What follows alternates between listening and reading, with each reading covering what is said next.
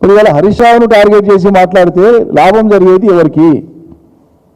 ఎవరికి లాభం జరగాలని హరీష్ రావు గారిని టార్గెట్ చేసి మాట్లాడుతున్నారు. సరే, ఆయనతో పాటు మిగతా వాళ్ళని కూడా ఒకరిద్దరిని కలిపి మాట్లాడినారు. వాళ్ళు ప్రభుత్వంలోనే లేరు. సంతోష్ జనరల్ ప్రభుత్వంలో ఉన్నాడు. ఒకసారి ఆయనకి రాజ్యసభ ఇచ్చినారు. ఆయన మొత్తం పాత్ర అంతా కూడా కేసీఆర్కు వ్యక్తిగత సహాయకుడు. నిజం చెప్పాలంటే ఆయన మంది కాదు కదా, మీ అన్ననే కదా.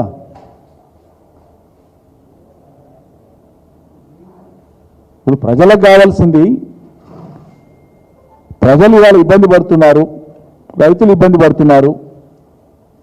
ఈ ప్రభుత్వం ఇచ్చిన హామీలు అమలు కాక మహిళలు ఇబ్బంది పడుతుండ్రు, పెన్షన్ రావట్లేదు, కళ్యాణ లక్ష్మి ఆలస్యం అవుతా ఉంది, సంక్షేమ పథకాలు ప్రభుత్వం చెప్పిన విధంగా అమలు అవుతలేవు. ప్రజలకు సాంత్వనగా నిలవాల్సినటువంటి సందర్భంలో ఈ పంచాయతీలతోనేమొచ్చింది నాకు అర్థం కాదు. సమయం సందర్భం లేదా?